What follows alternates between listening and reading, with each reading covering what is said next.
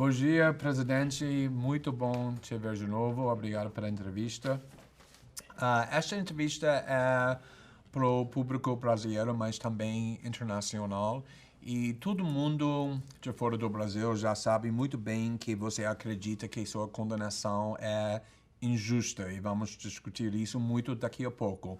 Mas também muitas pessoas me perguntam sobre seu tratamento aqui na prisão. E você disse várias vezes que seu tratamento que você está recebendo das autoridades aqui na prisão é profissional e humanitário. Ainda está assim? Eu não sei o que é tratamento humanitário na prisão. Eu tô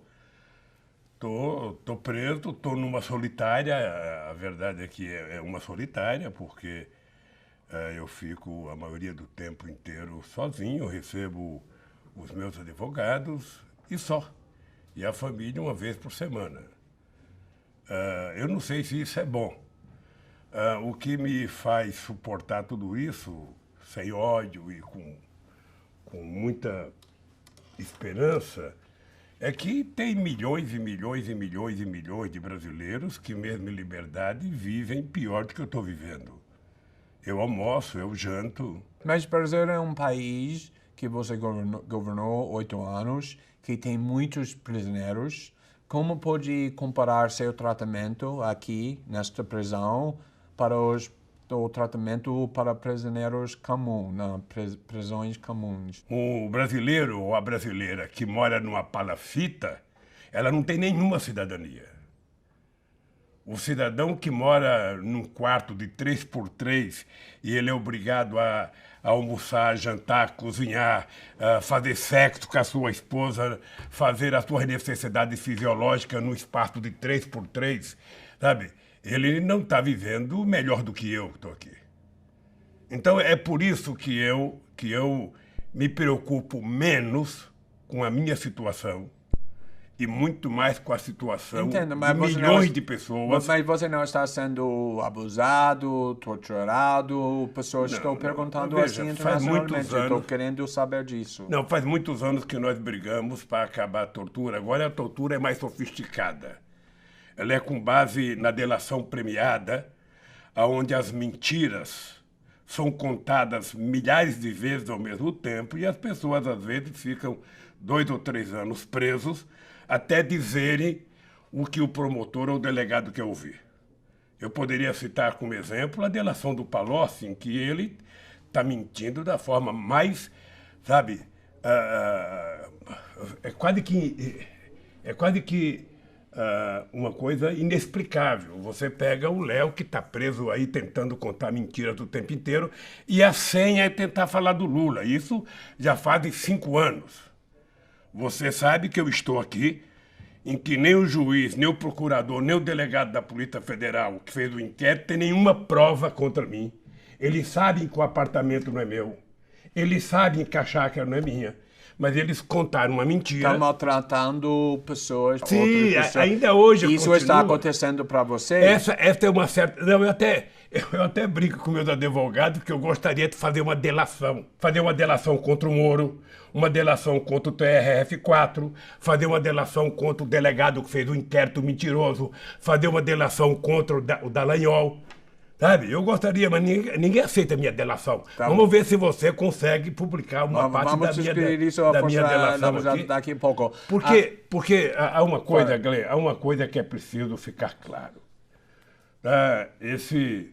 Me parece que essa frase é de um filósofo inglês, eu não sei o nome, de que a desgraça da primeira mentira é que você passa o resto da vida mentindo para justificar a primeira mentira. Você está lembrado, não sei se está lembrado, quando eu fui fazer o primeiro depoimento para o Moro. Na frente do Moro eu disse, você está condenado a me condenar.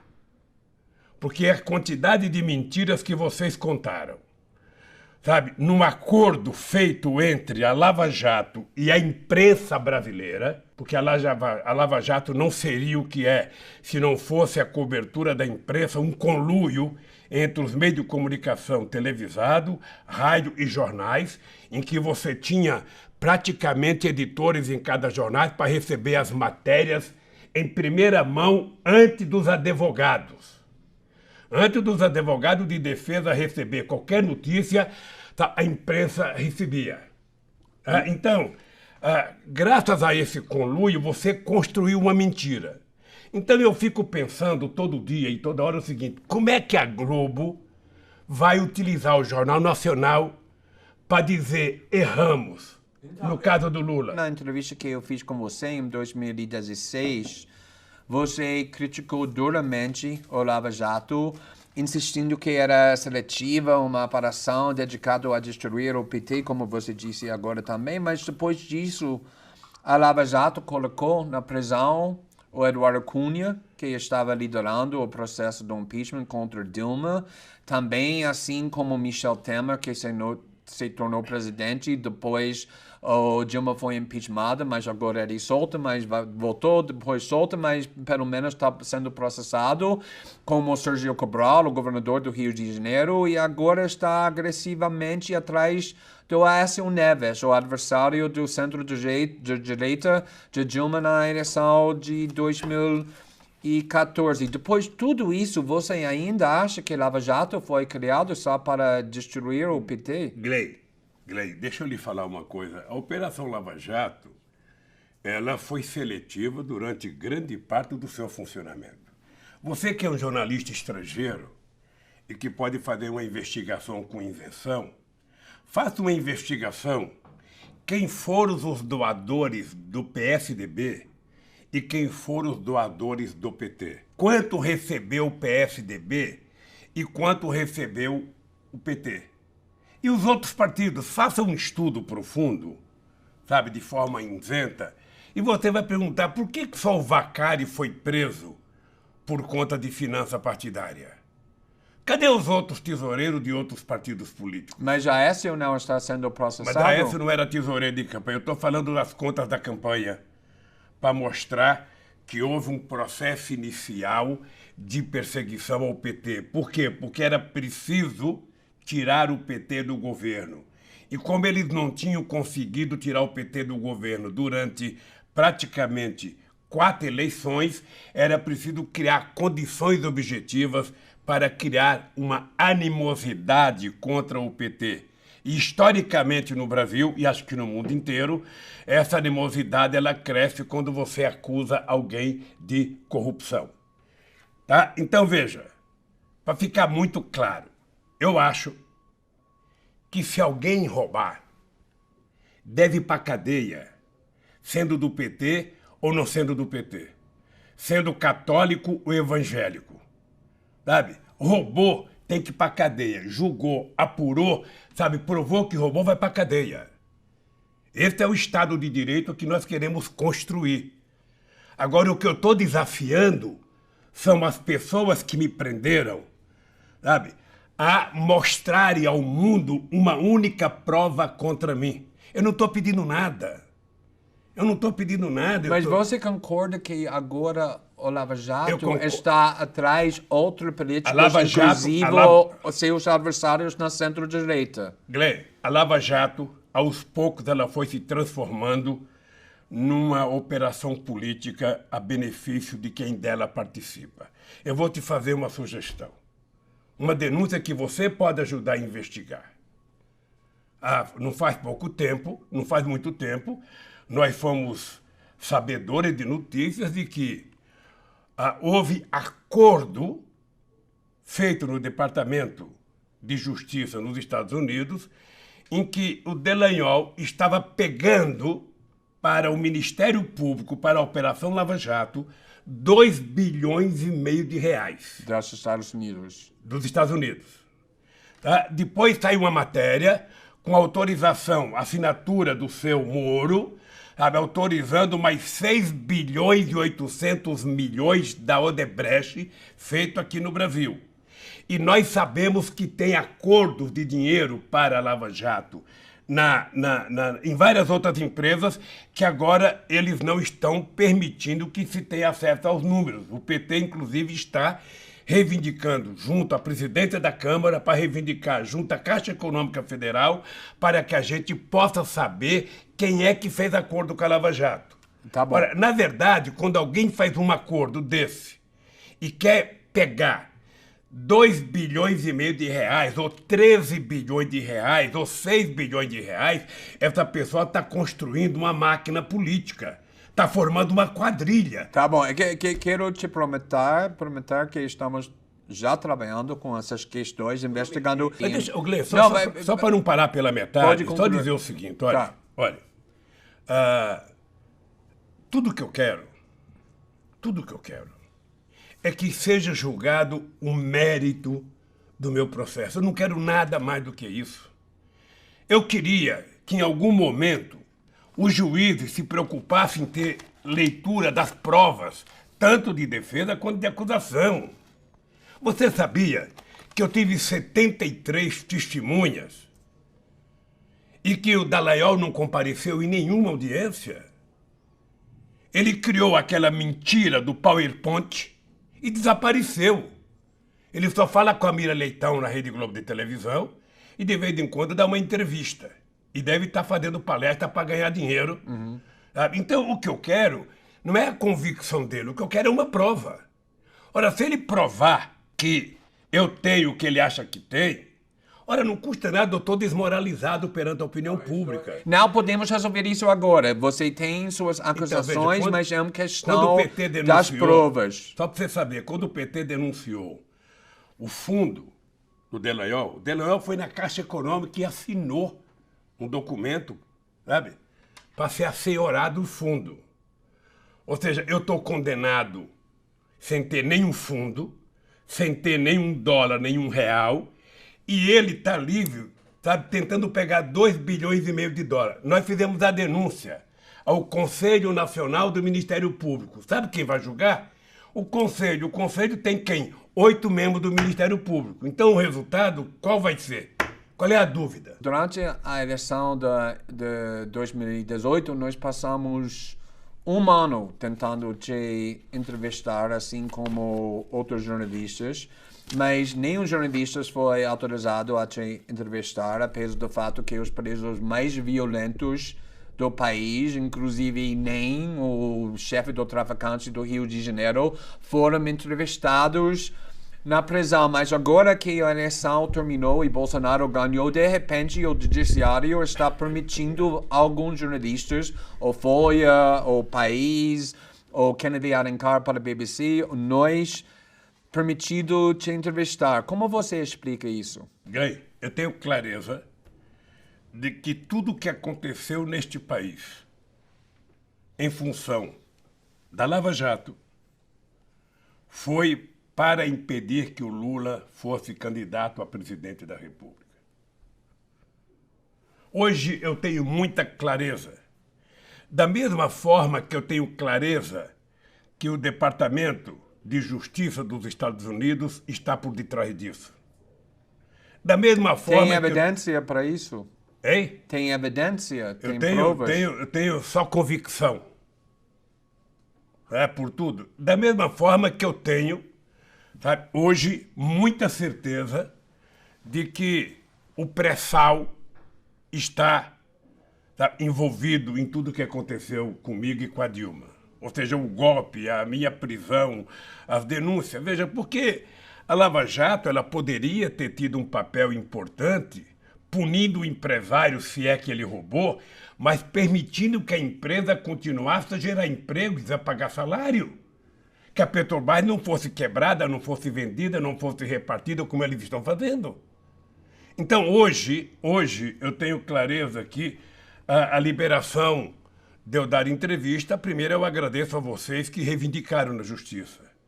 Era para mim ter dado entrevistas antes da eleição. Mas nós pedimos muito tempo atrás, antes da eleição. E eu sou agradecido porque vocês pediram, mas foi negado. Primeiro, o ministro Lewandowski permitiu e depois foi vetado pelo presidente, acho que o Toffoli, acho que vetou. Eu sabia que estava sendo jogado um jogo. E eu sabia que o jogo era evitar que o Lula pudesse disputar as eleições. Por quê? Porque era tudo que a elite brasileira não queria, era que o Lula voltasse a ser presidente da República. Por quê?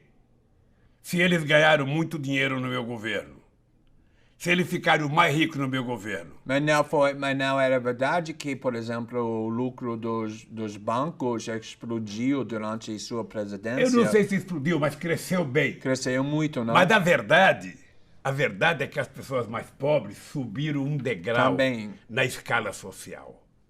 E na medida que os mais pobres começaram a entrar em universidade, na medida que começaram a frequentar teatro, na medida que começaram a frequentar restaurante, na medida que começaram a frequentar aeroporto, isso começou a incomodar uma parte da elite brasileira. Mas, presidente, a situação da classe mais rica melhorou bastante também durante seu governo. Então, por que você acredita que essa classe que melhorou muito, que recebeu muito lucros durante seu governo, é contra seu voto? É que não é só uma questão econômica, é uma questão cultural. É importante lembrar que esse país faz pouco mais de 100 anos que acabou com a escravidão na lei, mas a escravidão continua na cabeça das pessoas. É por isso que quem é vitimado, sabe, pela polícia são os negros mais pobres. É por isso que os negros ganham metade do branco, é por isso que a mulher negra ganha menos que a mulher branca, é por isso que é o negro que tem menos escolaridade. Por quê? Porque você tem na consciência das pessoas o escravismo ainda preponderante. É uma coisa grave, mas ela é verdadeira. Isso não termina logo. Então, o que eu acho é que não é uma questão econômica, é uma questão cultural, é uma questão política, é uma questão sociológica. Mas vamos falar sobre essas questões culturais, porque seu governo foi responsável, por exemplo, para aprovar a lei das drogas em 2006. E esse foi um avanço porque diferenciava entre usuário e traficantes e melhorou bastante. Mas como resultado, essa lei fez com que aumentasse muito a população na prisão, especialmente pessoas negras e mulheres. Hoje, olhando à distância, como você avalia essa política de seu governo quando a população na prisão cresceu muito, bastante durante seu governo, o governo do Lula também, de Dilma também? Olha, deixa eu dizer uma coisa. Nós, entre 2003 e 2014, fizemos todos os mecanismos e aprovamos todas as leis possíveis de ser aprovadas para que você pudesse melhorar o sistema de funcionamento policial neste país, para você poder diminuir a corrupção e para você colocar bandido na cadeia. Tudo que você pegar no Ministério da Justiça, sabe, você vai perceber que o avanço aconteceu exatamente no período do PT. Nós não conseguimos resolver o problema da segurança pública nesse país. Tá? Mas nós criamos os mecanismos, inclusive mais civilizatório, para que a polícia tivesse um comportamento. Aparelhamos a Polícia Federal, criamos a Polícia Nacional, com o objetivo de fazer. Tá? Isso agora está sendo deteriorado. O PAC, você falou do NEM, na pergunta que você fez anteriormente. Que foi entrevistado na E prisão. eu lembro numa entrevista que o NEM deu para a revista, se não me falha a memória, Isto É, em que ele dizia que o presidente que mais tirou bandido da rua foi o PT, o governo Lula, porque com o PAC ele perdeu mais de 20 bandidos ligados a ele para ir trabalhar no PAC. Então, se você quiser diminuir a violência, não é distribuindo armas, é distribuindo educação, distribuindo emprego, distribuindo salário, distribuindo oportunidade, distribuindo sonhos e esperança. Mas isso funciona durante seu governo porque o problema é para o grande porção da população era que a violência, o problema de crime cresceu durante o governo do PT. Por causa disso, o Bolsonaro conseguiu explorar Não essa cresceu no go- problema. Não é verdade Não que cresceu o no problema governo do do PT. Não cresceu no governo do PT. Nós fizemos a maior política de inclusão social da história de 500 anos do Brasil. Mas o crime durante seu governo desceu Não, foi ou bem menor, piorou? bem menor. Agora, uma coisa no Brasil você tem que levar em conta. Uma coisa é quando você age com seriedade e você faz o registro de cada coisa que acontece, e a outra coisa é quando você diminui escondendo os crimes. O que nós fizemos foi uma coisa de muita transparência nesse país, e o objetivo era evitar que as pessoas mais pobres fossem vítimas. Quando você consegue garantir que um adolescente, sabe, possa ter um emprego, esse adolescente não vai ter que roubar um celular ou não vai ter que roubar um tênis. Esse adolescente não vai ter que matar uma pessoa para roubar uma jaqueta. Isso é primário. Quando você dá a esse jovem adolescente a oportunidade dele sonhar, eu posso ter um emprego, eu posso ir para uma escola técnica, eu posso ir para a universidade, esse jovem vai se agarrar a essa oportunidade. Entendi. Qual é o sonho que ele tem hoje? Nenhum. Nenhum. Agora quero discutir a situação política aqui no Brasil e a relação para a política internacional.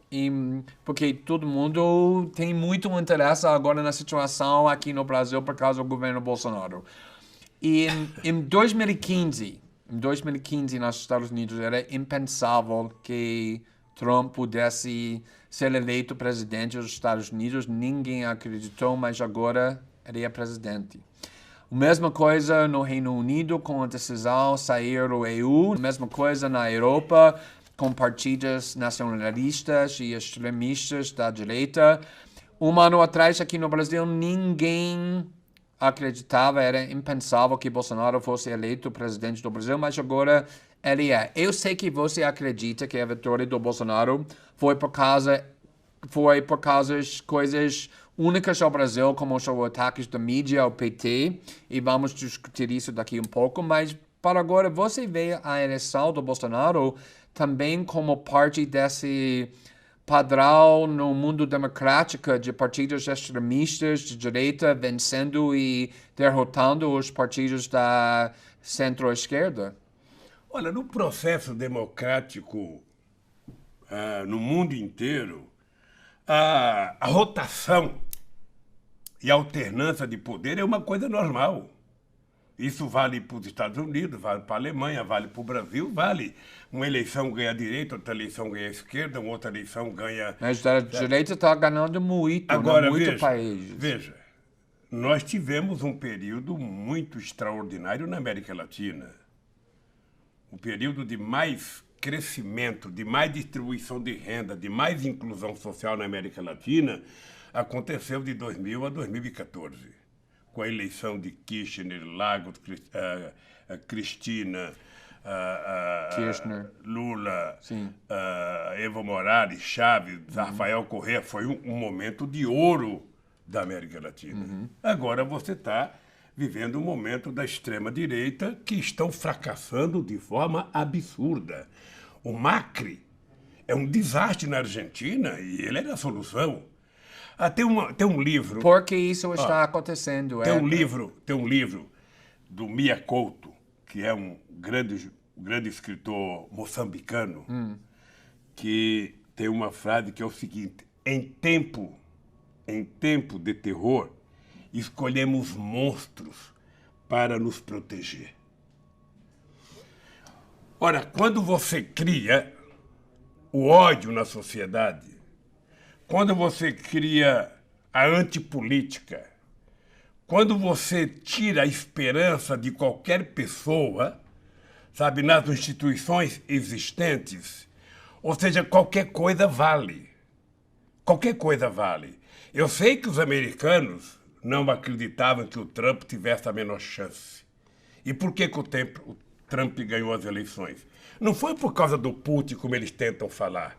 É por causa da mentira do fake news, como aqui no Brasil. Só por causa disso? Não, só por causa disso, por causa do desemprego, por causa da desesperança e por causa do discurso, sabe, do Estado Nacional forte, que é sempre uma coisa importante. né? Ou seja, quando o Reagan e Margaret Thatcher criaram a chamada globalização, na moda dos anos 80, era você falar que moderno era você ser globalizado, abrir a economia para todo mundo, deixar o capital transitar à vontade, embora o povo não pudesse transitar. Agora que a globalização começou a criar problemas para os países desenvolvidos, sobretudo para os Estados Unidos, o Trump encontrou um discurso fácil de falar.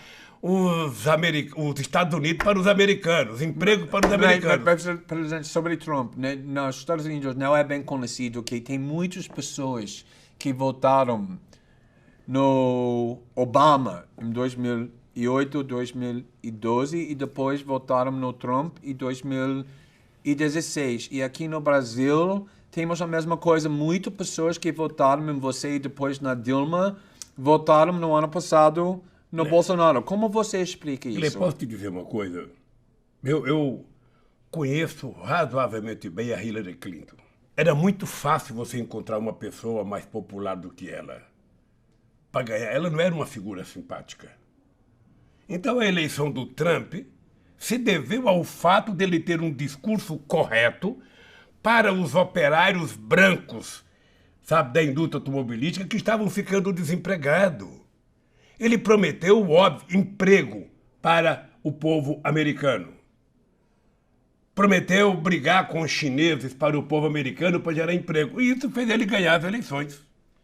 Olha, obviamente que pode ser que muita gente do Obama votou nele, como aqui no Brasil pode ser que muita gente que votava no Lula votou no Bolsonaro, até porque o Lula não era candidato.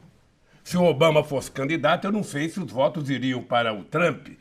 O fato concreto é que eu não sei, apesar da performance extraordinária do Haddad, eu não sei se eu tivesse candidato, se as pessoas iriam votar, alguns eleitores do PT, votar no Bolsonaro. O dado concreto é que... Eu conheço muitas pessoas que votaram em você, depois na Dilma, depois no Bolsonaro. Então, talvez se eu fosse candidato, essas pessoas não tivessem votado no Bolsonaro. Porque, Glenn, você é jornalista e você sabe o que aconteceu no Brasil. Primeiro, você no Brasil sempre cria a política do pensamento único. O Fernando Henrique Cardoso teve 8 anos de pensamento único favorável, eu tive 8 anos de pensamento único contrário, depois a Dilma teve um pouquinho favorável, quando a imprensa tentava dividir a Dilma do Lula, depois não deu certo, aí passou a ser contra. E aí, quando se criou a ideia do impeachment, aí virou 100% contra. Você foi criando um clima de ódio na sociedade, tentando culpabilizar o PT por toda a desgraça do Brasil, sabe? E quando chega as eleições, não tinha nenhum candidato de direita, eu diria direita normal, porque o Bolsonaro, você poderia hoje comparar ele ao Nero, quando tocou fogo em Roma. O Bolsonaro já está há quase 5 meses no governo e você não ouviu a palavra ainda crescimento, desenvolvimento, investimento, geração de emprego, distribuição de renda. Essa palavra saiu do dicionário. A única coisa que você vê é gente apontando o dedo para você toda hora. Eu não sei se você percebe que esse gesto aqui é o gesto de quem fazia Lula antes. Acho que o Bolsonaro aprendeu a fazer assim, porque deve ter feito muito assim nas minhas campanhas presidenciais. Ou seja, o país está abandonado. O país só se fala em corte e reforma da Previdência, prometendo à sociedade... Mas abandonando por quem? Porque em sua entrevista à Folha e ao País, você atribuiu a ascensão do direito nacionalista a fracassos do neoliberalismo. E eu gostaria de saber sobre essa questão do fracasso do neoliberalismo aqui no Brasil, mas internacionalmente também. Que é o relacionamento entre o sofrimento da população e o fato que a população está abraçando pessoas na direita extremista, como Bolsonaro, como outros líderes no mundo democrático. O neoliberalismo, como surgiu na época da globalização, ele está perdendo em tudo quanto é lugar.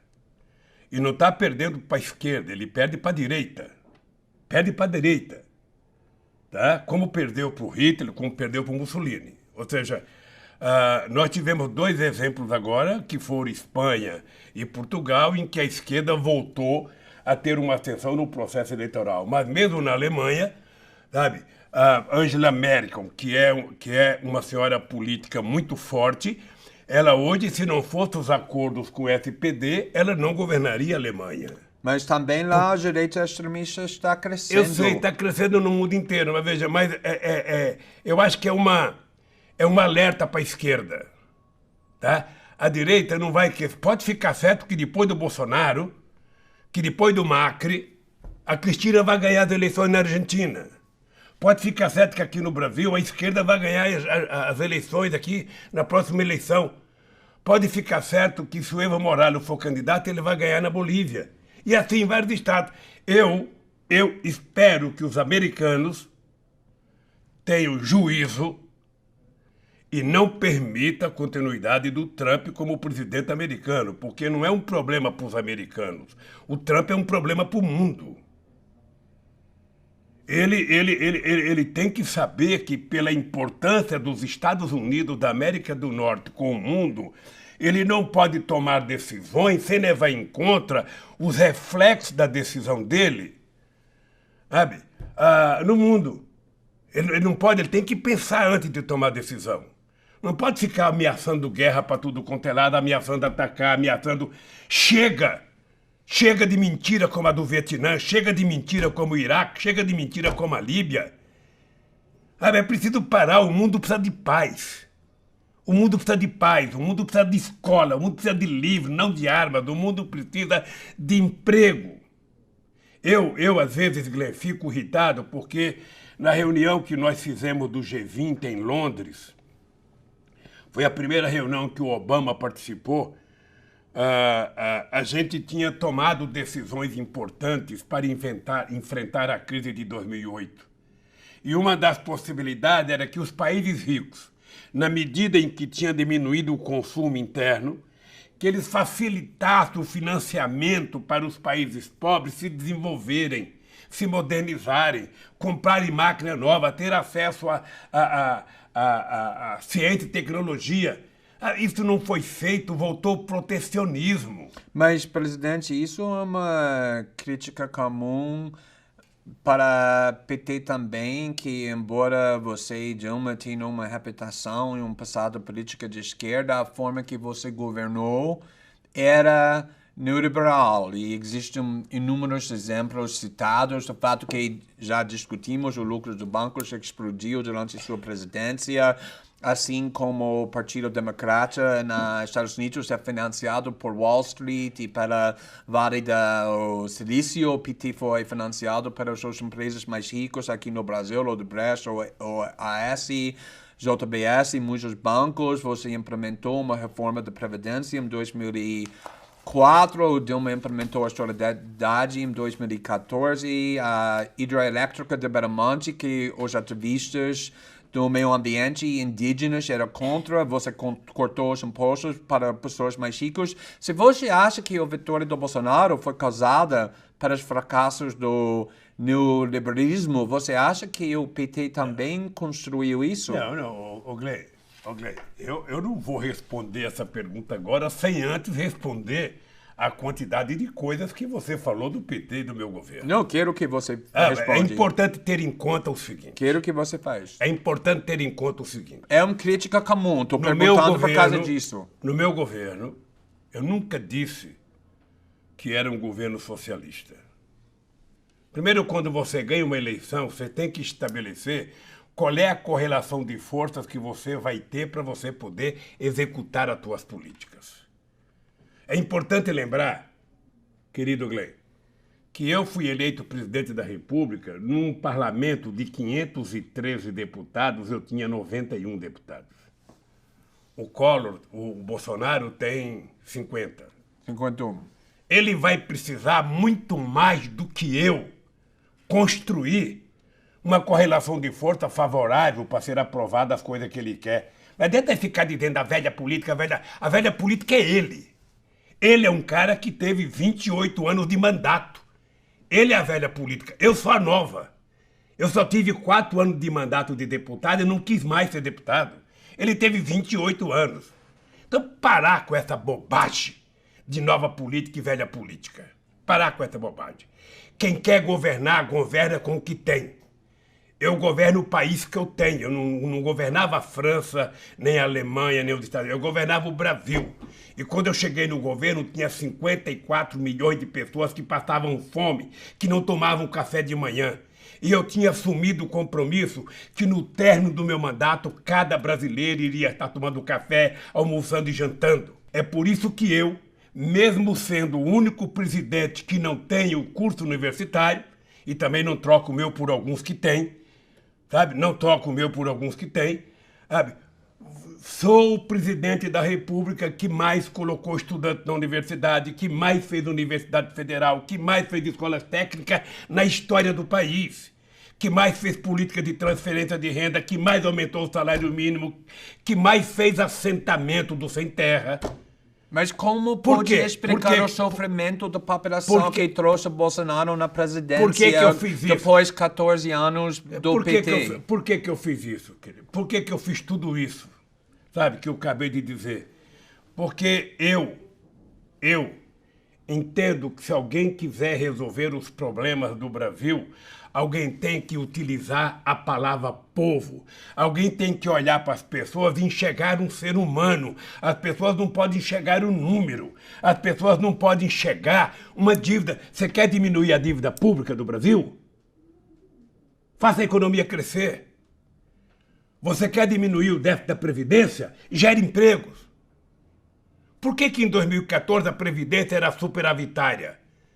Porque nós criamos 20 milhões de empregos com carteira assinada. Porque nós legalizamos 6 milhões de microempreendedores individuais. Coloque a economia para funcionar. Só fala em corte. Ora, fala em crescimento, desenvolvimento. Olha para o povo. Não olha para os bancos.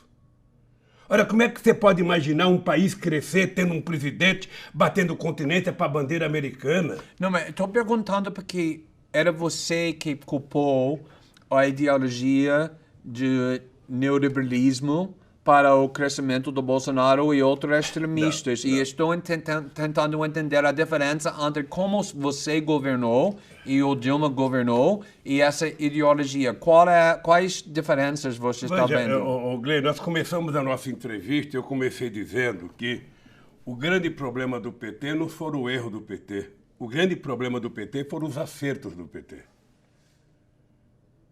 Ou seja, na América Latina, toda vez que apareceu um presidente que tentou fazer política social, ele foi derrubado. Todas as vezes. A elite brasileira e a elite de outros países não aceitam uma política de desenvolvimento que tem inclusão social. Então, o PT conseguiu fazer, isso não é dito por mim, é dito pela ONU. O PT conseguiu fazer a maior política de inclusão social da história deste país.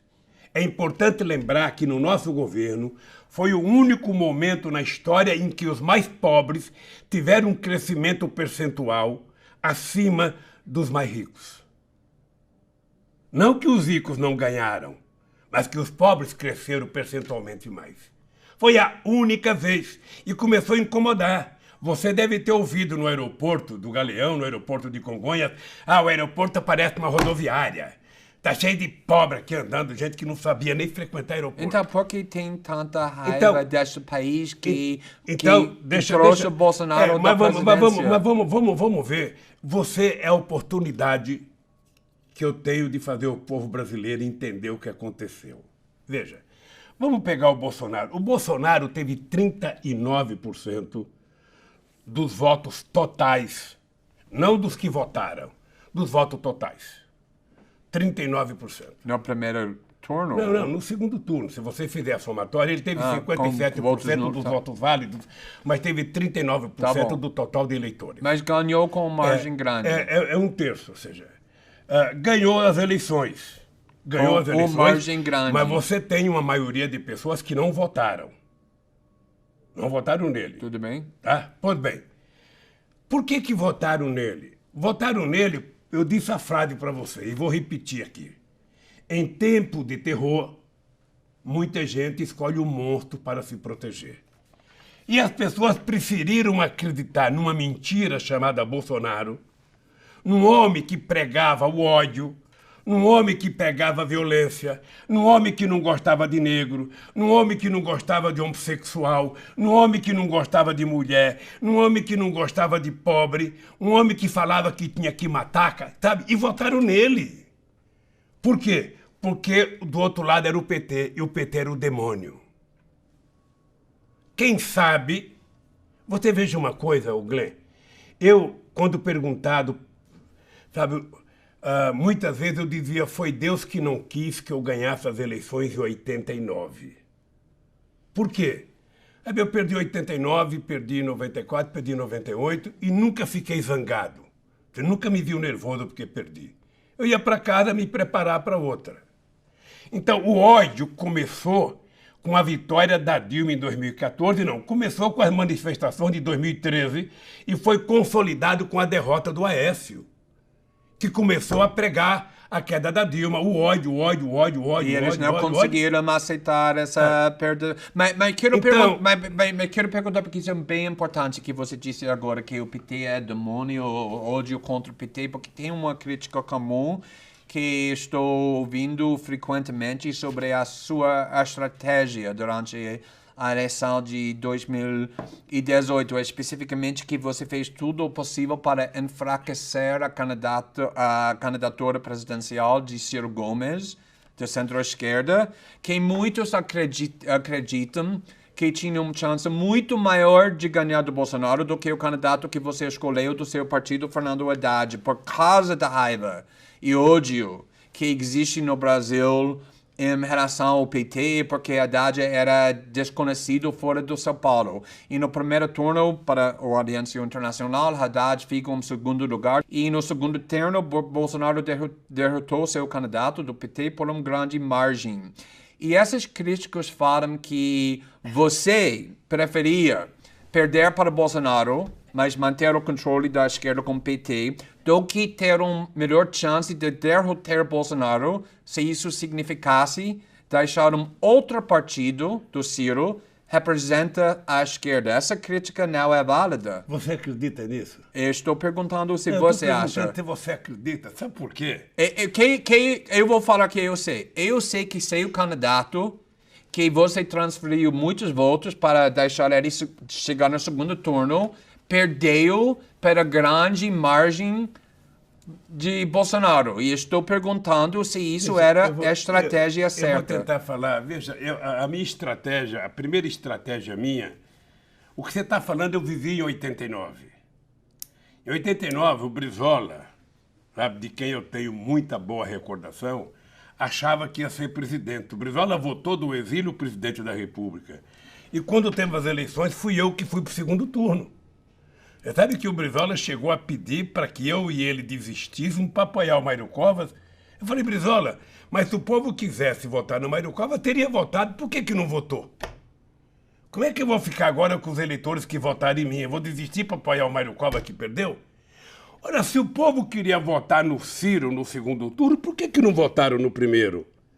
Porque você transferiu seu apoio para Haddad e não para Ciro. Não. E porque seu partido impediu ele também ser parceiro com PSB, abriu mão para a possibilidade de ser governador de Pernambuco por causa desse candidato muito popular do PT. Você sabe todas as críticas. Veja, o Ciro reclama porque o PT fez articulação política para trazer o PCdoB e PSB. O que ele queria que o PT fizesse? Que o PT, sabe, não fizesse nada?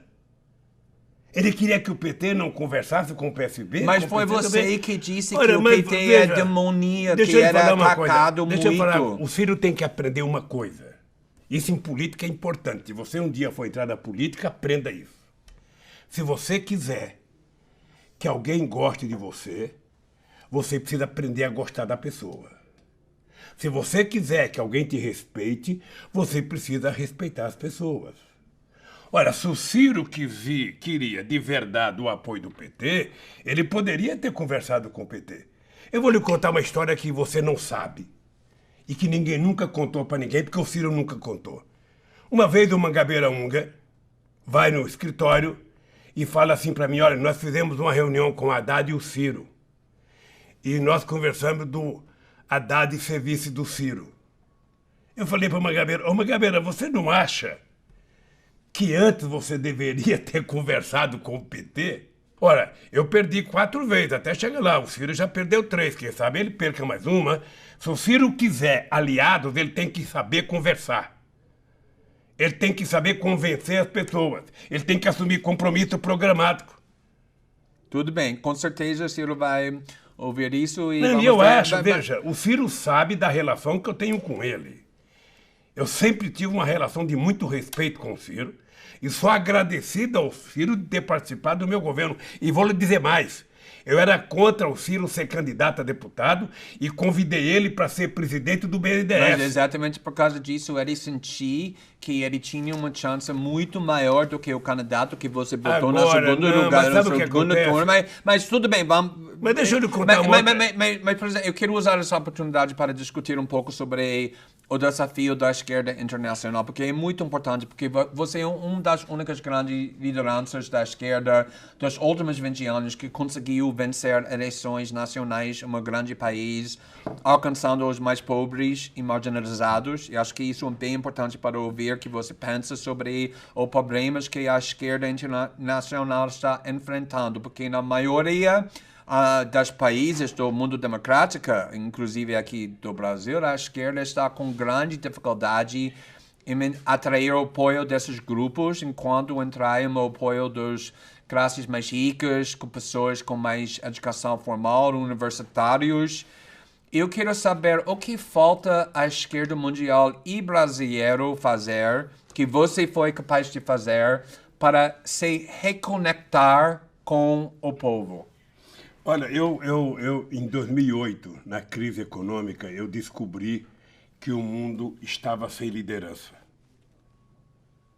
Eu participei de muitas reuniões com os 20 principais presidentes dos países do mundo e eu notava que as pessoas estavam sem saber o que fazer.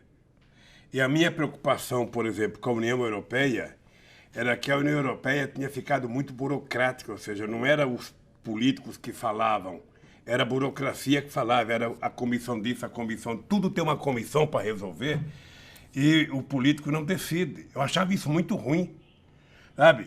E nos Estados Unidos, o Obama também não tinha instrumentos. Bem, o que eu acho que a esquerda tem que fazer? Eu acho que primeiro a esquerda precisa... Sabe, tem esquerda que tem 100 anos de experiência, 150 anos de experiência, 80 anos. O PT tem 40 anos de experiência. E eu acho que a experiência do PT é muito exitosa. O PT, alguns dizem que o PT se distanciou do povo. Olha, o PT precisa eu diria, voltar, não às suas origens. Porque você não governa para um partido, você governa para a sociedade. Quando você ganhar as eleições, você tem que governar para todo mundo. Você pode escolher preferencialmente quem é que você vai atender, mais ou menos.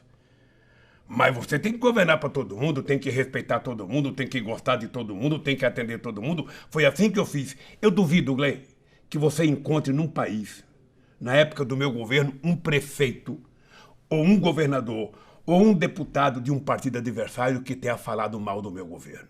Duvido. Mas quero perguntar porque sobre... todos foram tratados Não, concordo. Você saiu com 86% aprovação. E uma das partes mais importantes, na minha opinião, do seu apelo político foi a sua infância e formação, que você vem da pobreza, que você não aprendeu a ler até 10 anos, era trabalhador desde cedo, como milhões de brasileiros. E eu quero saber se você acha que é importante que os partidos da esquerda sejam mais representados por pessoas que não aprenderam sobre pobreza na faculdade como teoria, mas que cresceram na pobreza e, portanto, entendem essa experiência na pele, podem falar com credibilidade com o povo sobre pobreza, sobre essa experiência.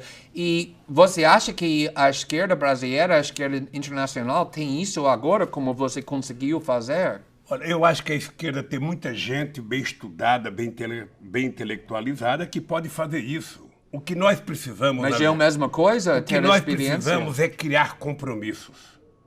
Não é possível você governar num país... Você está lembrado qual foi a atitude que eu tomei quando eu ganhei as eleições? Claro. Você está lembrado que eu coloquei todo o ministério num avião e levei todos os ministros para os 4 lugares mais pobres do Brasil? O que eu queria com aquilo? Eu queria que um Meirelles, que era banqueiro, eu queria que um Palocci, que era médico, eu queria que um Furlan, que era empresário, conhecesse uma palacita, que visse o homem e a mulher no mesmo lugar que eles defecavam, eles comiam.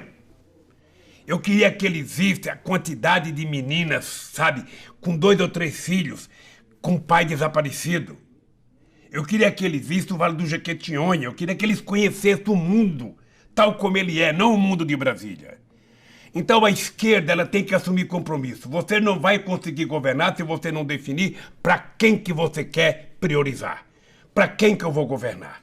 Eu gosto de todo mundo, eu gosto do Glenn, eu gosto do Lula, mas eu tenho que escolher. O Glenn come todo dia, o Glenn está estudando, o Glenn tem carro, o Glenn, sabe? Então ele não é a minha prioridade. A minha prioridade é as pessoas mais pobres que não têm e que precisam ter o mesmo que ele tem. Mas para fazer isso, você acha que é importante para ter candidatos que vêm desses bairros, que vêm da pobreza e não parece muito acadêmico? Não, nós temos que preparar. Eu sou de preferência que a gente consiga candidatos que tenham na sua origem as lutas populares correndo no seu sangue, na sua veia. Mas, obviamente, que tem muita gente boa, sabe, que não é de origem pobre, mas que assumiu o compromisso. Óbvio, mas também precisa candidatos... É lógico. Por isso é que o partido... Acho que ele está faltando isso aqui no Brasil. Eu acho que está faltando organizar mais gente para participar, mais mulheres, mais negros, mais índios. Tá bom, tenho 5 minutos, preciso te perguntar sobre... Eu vim te avisar, você não vai perguntar da Venezuela, não? Mas preciso te perguntar sobre isso, porque todo mundo vai me matar, porque uma das maiores preocupações internacionais sobre a situação aqui no Brasil é a Amazônia, devido à importância que isso representa para a capacidade do ser humano de proteger o planeta de desastres climáticos catastróficos. Você acredita que a Amazônia está em perigo por causa do governo Bolsonaro? Acho. Como? Acho, veja, porque eles não têm limite. Como eles só sabem destruir, para ele a biodiversidade e o ecossistema dos biomas brasileiros vale muito pouco. O que eles querem é destruir, sabe? E eu me preocupo porque a sustentabilidade e a defesa da Amazônia está dentro de uma política de soberania nacional. O Brasil tem, sabe, quase 16 mil quilômetros de fronteira seca com 10 países. O Brasil tem quase 8 mil quilômetros de fronteira marítima. O pré-sal fica a 200 milhas de distância das nossas praias e, portanto, está quase em águas estrangeiras e nós precisamos proteger. O Brasil tem 12% da água doce do mundo. O Brasil precisa, então, colocar, sabe, as nossas fronteiras, o nosso povo, a nossa floresta, a nossa fauna, a nossa biodiversidade, como se fosse um patrimônio da humanidade, mas subordinado à administração e aos interesses do Brasil. Né? Colocar a questão da ciência e tecnologia, a indústria de fármacos pode ter na Amazônia uma fonte extraordinária de produção de soluções para N doenças no mundo. Então, o Brasil precisa tomar cuidado. Eu tenho orgulho, porque eu participei da COP15 em Copenhague, quando nós assumimos compromisso, depois a Dilma assumiu o compromisso em Paris. Ou seja, eu tenho... Mas você foi criticado também o Marina Silva, cuja causa era meio ambiente do seu governo, um protesto. E agora todos nós somos mais conscientes sobre o perigo que nosso planeta enfrenta. Então, tem coisas que você teria feito diferente sabendo disso? Glenn, você sabe que eu descobri alguns valores da minha mãe quando ela morreu. Eu não sabia que eu gostava tanto dela. O fato da Marina ter feito uma crítica... A Marina foi ministra do meio ambiente. E deixa o seu governo. Ela foi ministra durante 5 anos. Ela não pode reclamar. Ela foi ministra. Não era eu que induzia ela, era ela que me induzia a colocar em prática as políticas, sabe, de ambientalistas, ou seja, obviamente que nós não fizemos tudo, mas eu duvido que alguém tenha feito tanto que nós fizemos. Tá bom, com permissão com a polícia, que eu tenho mais um minuto e tenho mais uma pergunta. Ele te dá uma colher de chá, você não vai perguntar da Venezuela, pô. Não, já discutiu isso, acho que com Kennedy, mas eu quero, na realidade, perguntar sobre o juiz Moro, porque ele é o juiz que te condenou e te botou nesta prisão onde estamos, que se tornou inelegível para concorrer ao presidente. E foi depois tudo isso escolhido por Bolsonaro para ser ministro de Justiça, uma escolha que muitos consideram suspeita, sem não corrupta, ainda que a sentença de condenação tenha sido confirmado num tribunal superior. Esta semana tivemos uma nova revelação que Bolsonaro disse que prometeu a Moro a primeira vaga no STF. Como você vê essa nova revelação em relação do papel de Moro em seu processo criminal e o fato que você está aqui na prisão? Tem mais uma revelação de ontem que você não deve saber. A ministra que me condenou no segundo processo, ela disse num debate ontem em Curitiba que ela copiou a sentença da minha condenação da sentença do Moro. Ou seja, deixa eu dizer uma coisa para você, olhando para você com muita seriedade e responsabilidade. O Moro é mentiroso. O Moro é um subproduto da Rede Globo de televisão e dos meios de comunicação. Ele, como ninguém, planejou com o Estadão. Ele visitou todos os meios de comunicação antes de começar a Operação Lava Jato. E ele tinha dito, num artigo que ele escreveu, sabe, que o sucesso de qualquer operação dependia da imprensa. Um juiz que depende da imprensa para condenar não é juiz. Um juiz, para condenar, ele tem que condenar em função dos autos do processo, em função das provas, contra ou a favor que ele tenha. Então, eu vou dizer para você aqui em bom som, ele é mentiroso, Dallagnol é mentiroso, o delegado que fez o inquérito meu do apartamento é mentiroso, e o TRF4 mentiu a meu respeito. Não pensa que eu estou dizendo isso com prazer, não, porque eu sei quais são as consequências para mim. E para mim, tudo que eu desejo é que o Moro faça um discurso todo dia. Quanto mais ele falar, mas ele vai se comprometer.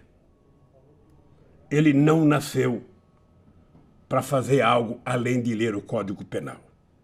Então, você sabe que eu tenho um compromisso de vida. É de provar que essa gente mentiu a meu respeito. Tá bom. Eu estou preso aqui há 1 ano e 2 meses, sabe? Tô muito... Todo dia eu faço um exercício para me controlar, para não ficar com raiva. Estou vendo o Brasil sendo destruído, estou vendo a soberania nacional, estou vendo os militares se entregarem, sabe? A críticas estapafúrdias, ou seja... sabe, é um negócio assim que eu não consigo imaginar aonde nós chegamos. Esse país, em 2008, tinha um compromisso de ser a 5ª economia do mundo. Esse país virou coqueluche no mundo. Esse país é o país responsável de fortalecer o Mercosul, criar o Unasul, criar a CELAC, criar os BRICS, criar o IBAS, fazer reunião entre mundo árabe e América do Sul, fazer reunião entre mundo árabe, entre África do Sul e América Latina, entre país africano e América Latina. O tempo está acabando, então... Deixa eu lhe falar uma coisa, querido. Deixa eu lhe falar uma coisa. Sabe, esse país está jogando fora tudo que foi construído e agora está jogando fora o sonho com esse corte nas universidades. Não é possível que esses ignorantes, alguns com diploma universitário, não saibam que não tem nenhum investimento mais promissor para o futuro de um país do que escola, do que educação. E foi isso que nós fizemos, é isso que eles estão destruindo. Então o povo só tem um jeito, é reagir. Ele não foi eleito para destruir o Brasil. Ele não foi eleito. Aliás, ele não participou de nenhum debate, ele não tem programa, ele não tem nada. Ele não tem nada. Tá bom, presidente, precisamos Então, concluir. você não vai Então, ser preso. eu quero te agradecer. Você não vai ser preso, não. Eu é que posso ficar mais um pouco aqui. Você vai ser solto daqui, pode ficar tranquilo. Tudo bem. Eu só quero que você saiba o seguinte, ó. E vou fechar uma pergunta que você não fez, eu vou dizer. Acho que não é correto o tratamento que estão dando à Venezuela. A Venezuela, ela tem que ter soberania, tem que ter autodeterminação, e a Venezuela é um problema do povo da Venezuela e não um problema dos Estados Unidos. Trump cuide dos Estados Unidos e deixe de se meter onde não é chamado. Presidente, muito obrigado pela entrevista de novo, mais uma vez. Obrigado a você.